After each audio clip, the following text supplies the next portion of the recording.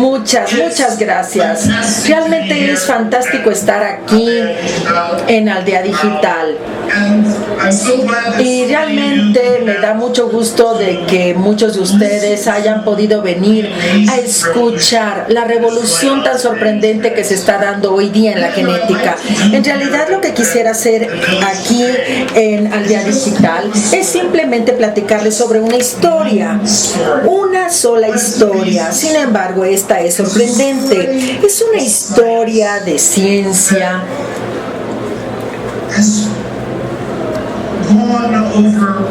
que ya ha tenido más de 30 años y nos ha llevado desde lo que es un sueño que muchos científicos tenían para poder entender algo hasta llegar todavía mucho más allá de lo que nos imaginábamos podía ser posible, e incluso alguna idea de lo que pudiera ser posible en las siguientes décadas. Si me tienen paciencia, quisiera platicarles una historia sin tener que utilizar palabras científicas muy complicadas, suponiendo que ustedes conocen todos los detalles de la ciencia, pero aún así quisiera platicarles sobre esta historia científica.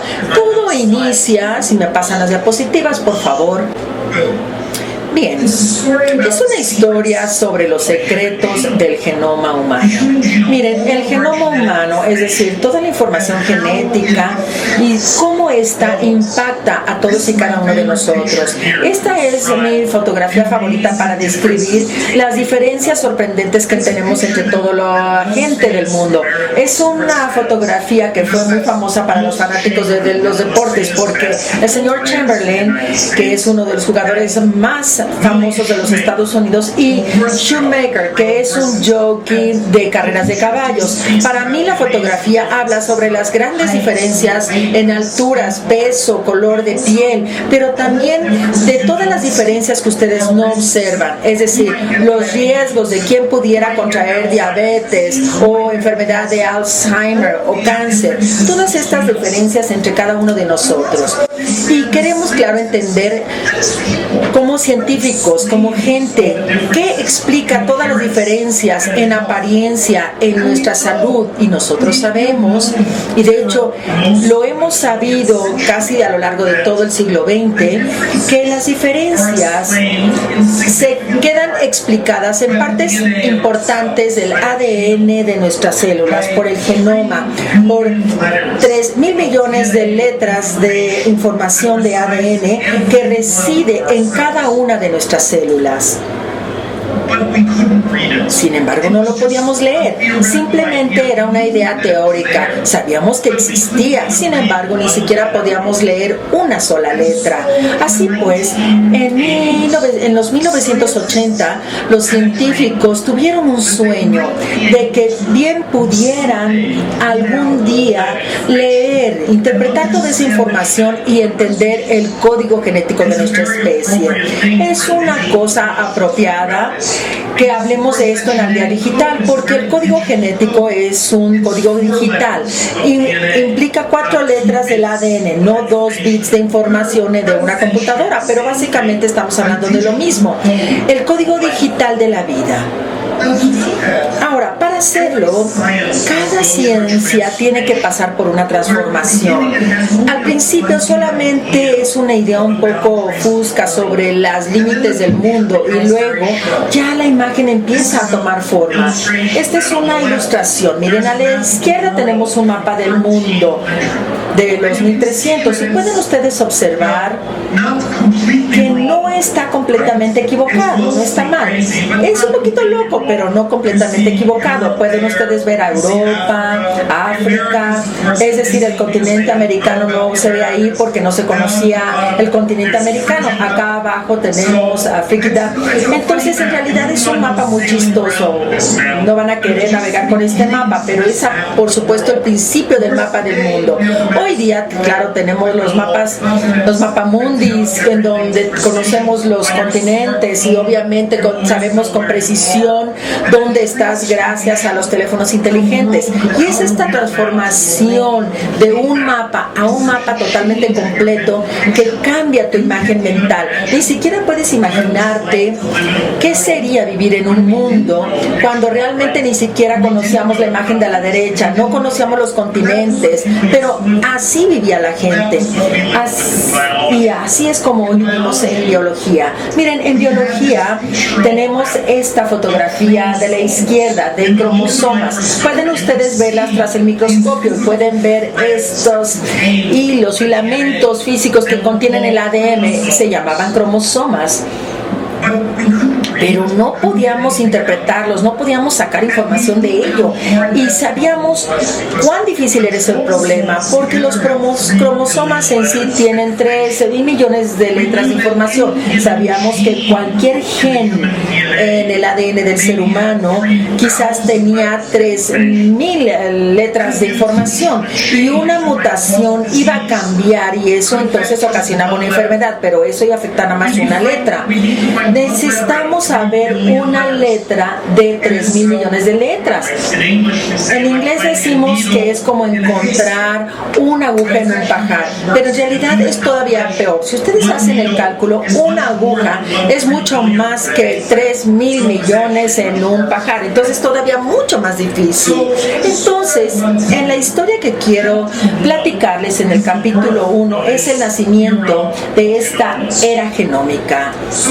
Así pues, estamos hablando de la década de los 80 y aún así la gente no podía interpretar el genoma, ¿no? Pero empezaban a imaginarse qué pasaría si pudiésemos leer el genoma y desarrollar también ideas sobre cómo aprovechar esa información digital para poder descubrir esos genes en enfermedades. Había 3 ideas que fueron propuestas en los 80. Una era que para enfermedades sencillas que eran ocasionadas por un gen que estaba mal, podías entonces encontrar esos genes rastreando la historia hereditaria de la familia para ver si podíamos encontrar algunas diferencias en el ADN, diferencias que pudieran encontrarse en los cromosomas que mostraran los mismos patrones hereditarios de la familia. Era una idea muy sencilla. Si la enfermedad se heredaba a los demás, entonces había diferencias en las letras y de la familia y por lo tanto podían estar cercanos. Aun cuando no sabíamos el gen de la enfermedad, podíamos decir que esto es lo que pudieras tener. Y luego, claro, había la pregunta de enfermedades más complicadas, como por ejemplo cardiopatías, diabetes, que no se trata de un gen sino de varios genes. Así pues, se propusieron ideas para poder encontrar esos genes de enfermedades comunes, tratándolos en una población total, como si fuese una familia.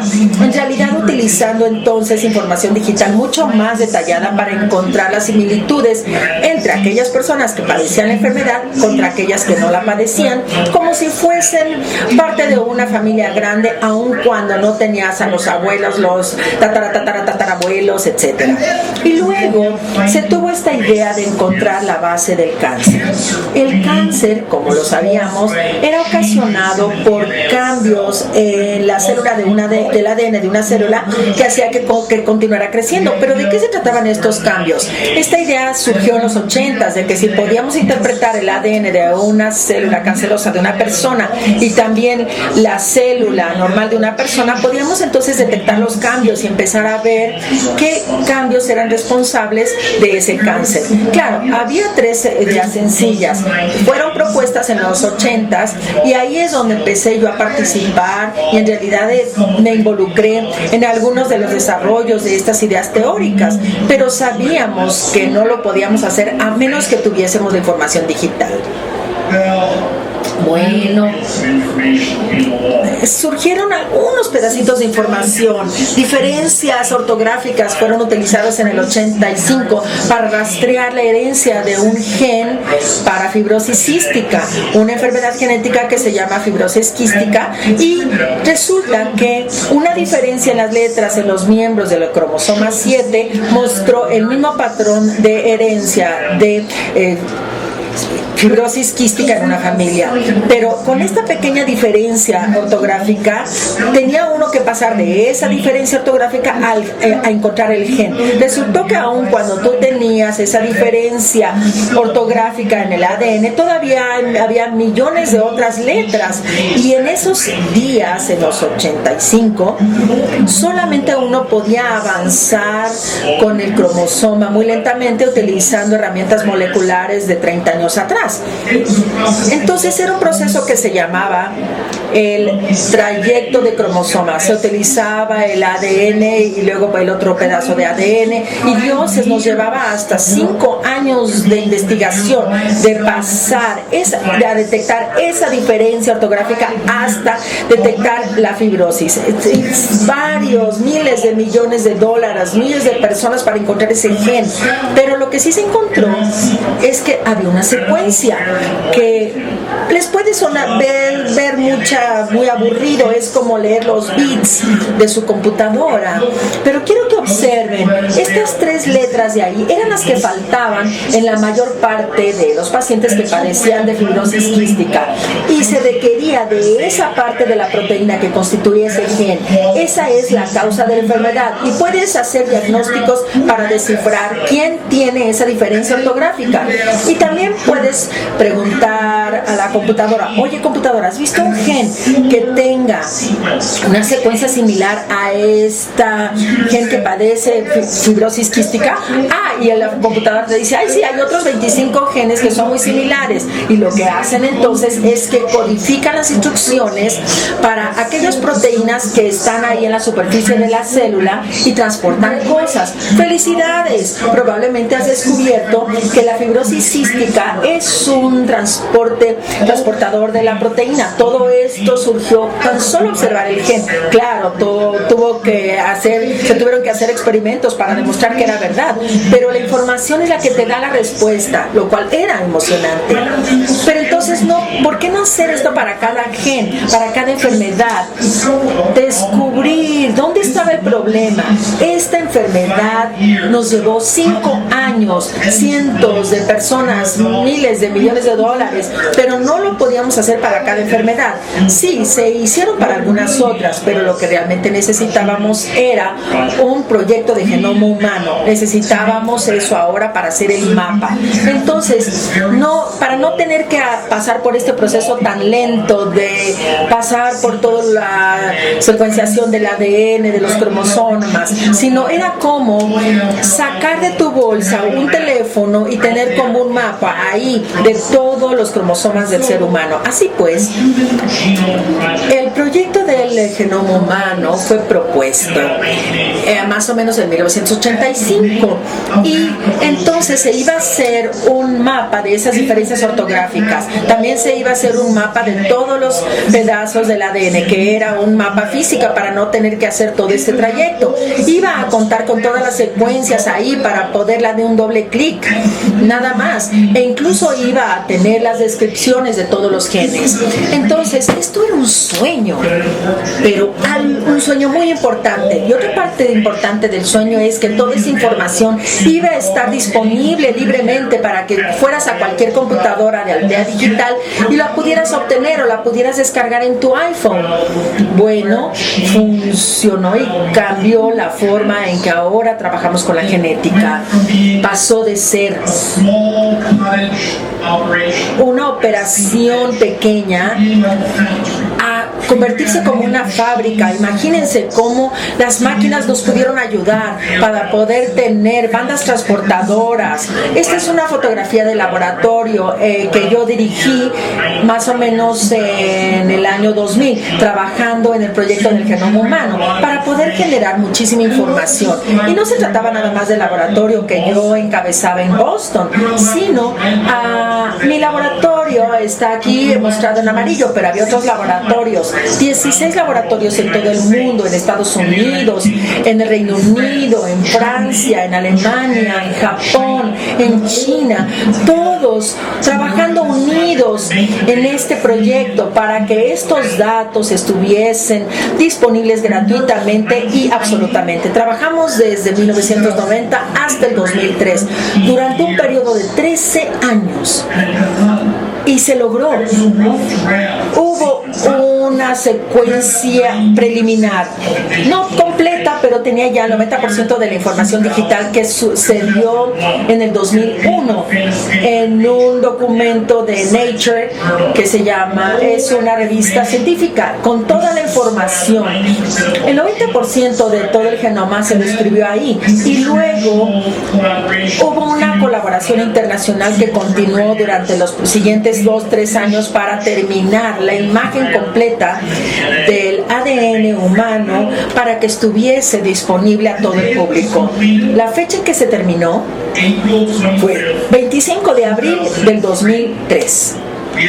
En realidad seleccionamos esa fecha por un motivo en particular. Si algunos de ustedes saben un poquito de ciencia, sabrán que Crick y Watson descubrieron la doble estructura helicoidal del ADN. Su documento anunciando la doble estructura helicoidal del ADN fue publicado 50 años antes de esa fecha. Entonces estábamos trabajando arduamente para que en medio siglo era posible entonces pasar desde el descubrimiento de la doble hélice hasta que tuviésemos toda la información del ADN del ser humano. Esto nos mantuvo despiertos en la noche, llegar temprano al laboratorio para asegurarnos de que hubiese un consorcio internacional que lo pudiera lograr.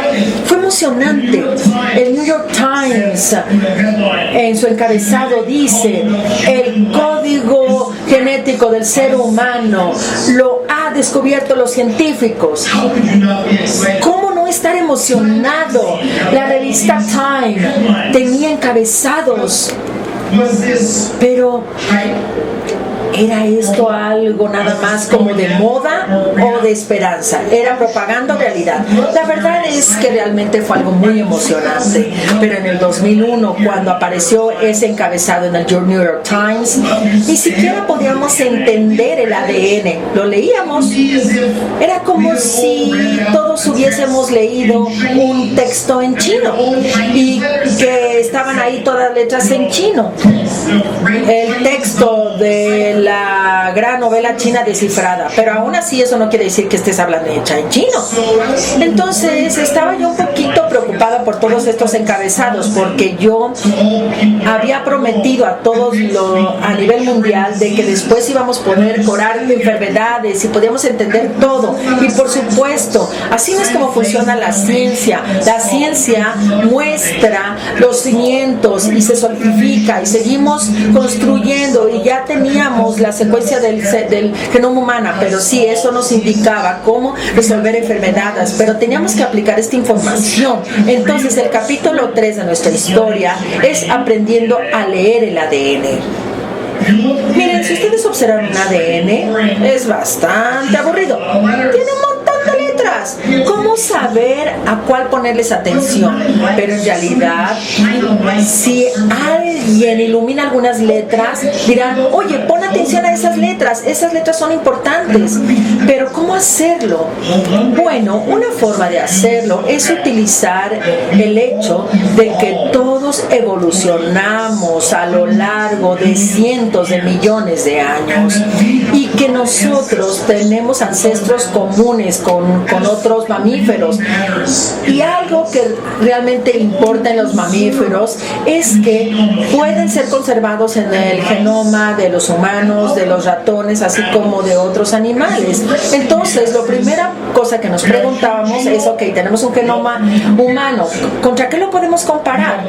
Teníamos la secuencia del ratón y dijimos: hay muchos bits que han sido conservados del ser humano a ratones durante millones de años. Eso debe de ser importante. Estábamos tan emocionados emocionados sobre lo que pasaba con el ratón, que a partir de esta comparación con el ratón, entonces pudimos lograr hacerlo con el perro, y ahora la rata, el ratón, el perro y el ser humano nos indicaban lo importante del ADN, y eso era tan emocionante que entonces involucramos delfines, gatos y otros animales raros, orcas, y todas estas secuencias se lograron y se hizo público a nivel internet para que la gente lo pudiera estudiar, aprender sobre las diferencias y similitudes que existen entre las especies.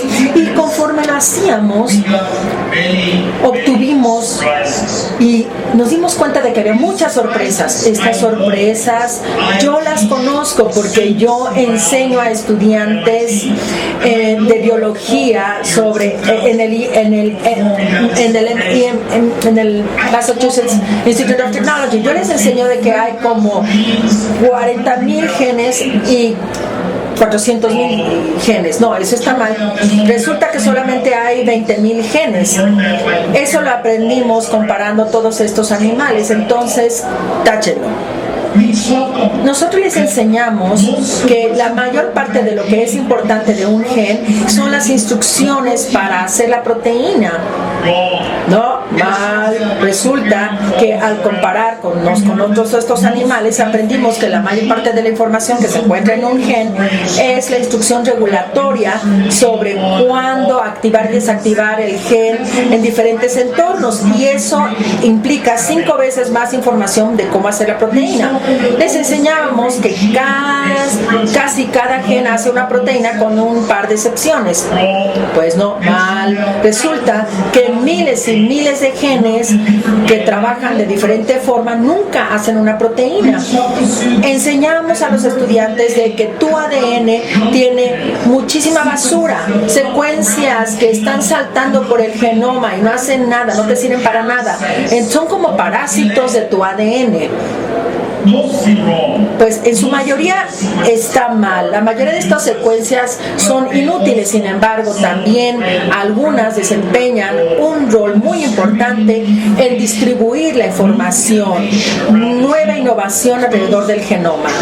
Estos elementos transportables son elementos del genoma. Mueven ideas entre el genoma a nuevos lugares en donde algunas veces se pueden reaprovechar. Entonces nos encontramos con muchísimas sorpresas cuando empezamos a leer el genoma humano. Ahora, eso por supuesto al principio leíamos muy lentamente, parecía como que éramos niños de kindergarten, porque claro, cuando uno está en kindergarten no lee uno muy rápido, pero conforme vas avanzando empiezas a leer cada vez más rápido, y así nos sucedió. En el curso de la última década la capacidad de poder leer una secuencia del genoma humano se aceleró drásticamente. El costo de esa primera secuencia del genoma humano fue $3,000 millones. Eso fue lo que costó. Hoy día el costo de la secuenciación de un genoma humano, si tuviésemos que hacer otra vez el proyecto del genoma humano, nos costará más de $1 millón. El costo de $1,000. El costo ha bajado en 3 millones. Estamos aquí en un mundo digital que tiene lo que nosotros llamamos la ley de Morris. ¿Qué tan baratas se están volviendo las computadoras? Esto está avanzando mucho más aceleradamente que lo que se están volviendo más económicas las computadoras. Nada en el mundo se ha disminuido a 3 millones de veces a lo largo de una década. Imagínense que ahora ustedes pueden comprar una casa 3 millones de veces más económica que lo puedan comprar o pudieron comprar hace 10 años, o subirte a un avión y el boleto te va a costar 3 millones de veces menos que lo que te costaba hace 10 años. Eso es lo que está pasando con la secuenciación del genoma. Podemos leerlo a una velocidad sorprendente. Como ya les dije, trabajamos durante 13 años como un consorcio internacional para secuenciar un solo genoma, pero ahora en mi instituto propio, el Broad Institute, producimos un nuevo secuencia de genoma humano cada 24 minutos. Es un mundo sorprendente, y ahora todavía sigo temblando. ¿Cuánto cuánto más puede suceder en esta historia. Pero ¿qué nos indica esto sobre enfermedades? Estas promesas que se mencionaron en el New York Times hablaban de salud y enfermedad. Luego entonces, ¿podemos descubrir la relación que existe entre los genes y las enfermedades? Bueno, recuerden que ya les dije que en los 80 teníamos esta ideas teóricas que puedes ver a la familia con una sola enfermedad genética y puedes encontrar esos genes enfermos haciendo un rastreo. Ya les dije que la fibrosis cística se encontró por un gen y también hay un par más. Hoy día 3,600 genes de enfermedades han sido encontradas. Ya se conocen los genes y se pueden utilizar para encontrar la base de esa enfermedad. 3,600. Todavía hay otros 3,000 que nos faltan, pero estamos avanzando rápidamente y sin duda alguna tendremos el catálogo completo de todas las enfermedades únicas y la tendremos disponibles en las próximas décadas. Ahora, ¿qué pasa con todas estas enfermedades de muchos genes? Las que probablemente tengamos o que a uno de familiar tiene: diabetes, cardiopatías, enfermedad de Alzheimer, todo tipo de cánceres. Esas son de las que queremos encontrar la base. ¿Cómo vamos con esas enfermedades? En los 80 no podíamos hacer nada al respecto, ni siquiera en los 90 no podíamos hacer nada. Permítanme platicarles sobre la revolución que se está dando para entender la base de estas enfermedades. Voy a seleccionar ejemplos como, por ejemplo, la degeneración macular, como esquizofrenia, una enfermedad neuropsiquiátrica, como un ataque cardíaco, diabetes. Luego entonces, aproximadamente hace 7 años, un grupo descubrió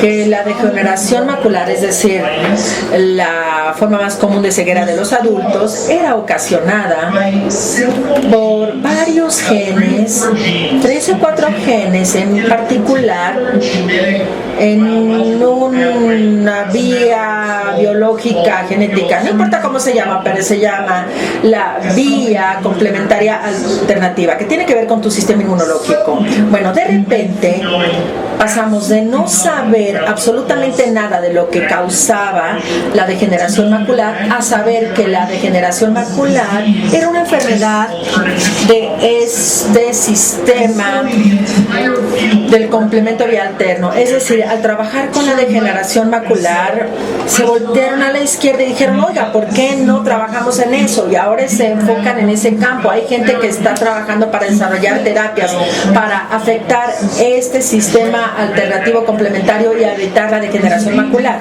Es una gran diferencia cuando en realidad sabes lo que está mal, a tratar de arreglar un carro, un vehículo, cuando ni siquiera puedes ver qué pasa debajo del cofre o que ni siquiera puedes abrir el cofre para ver qué pasa.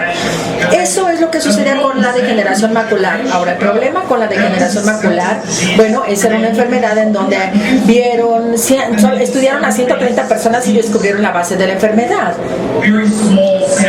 Una muestra muy pequeña. Eso no es algo típico.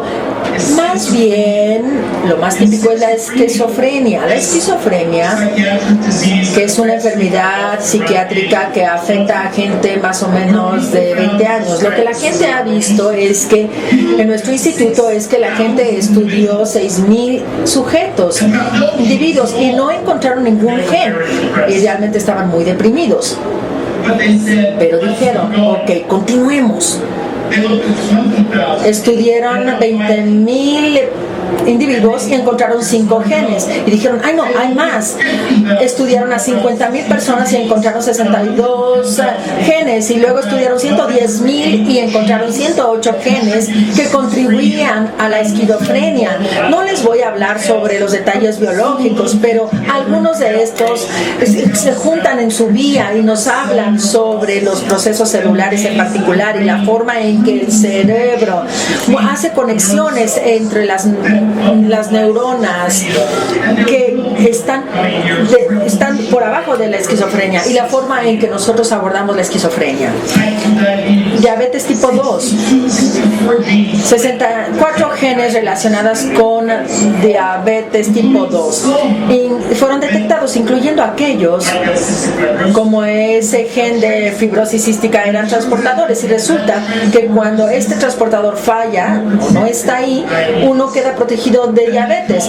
Esto entonces le indica a las farmacéuticas que hay que hacer algo para bloquear ese transportador para ayudarnos con la diabetes.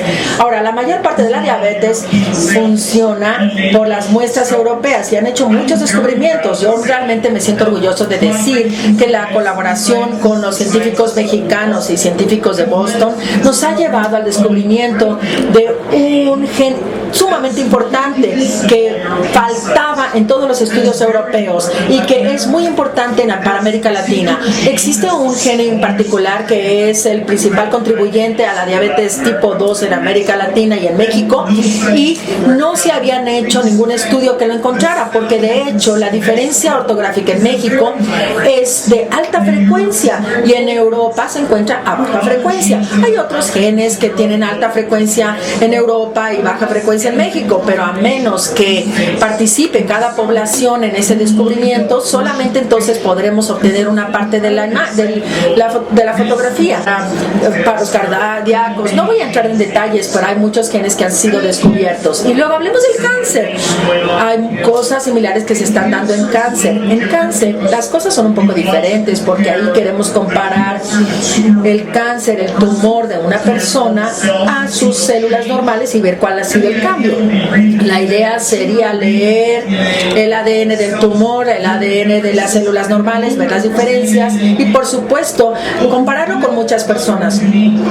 ¿Necesitaría 100 personas? ¿200?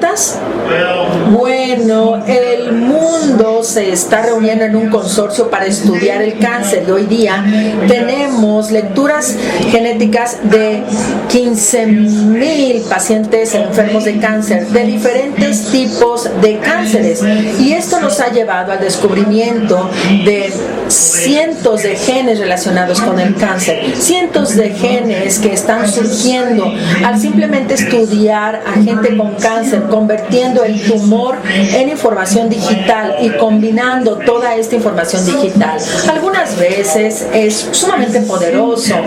Hay cáncer de piel en donde una mutación en particular, una ortografía específica fue encontrado en un gene que tiene este nombre raro, BRAF, se llama BRAF. Es un nombre chistoso. La gente ha estudiado cómo esta proteína BRAF funciona, está ahí en medio, y han encontrado la forma de hacer un fármaco, una molécula que puede bloquear la acción de esa proteína. Y es sorprendente.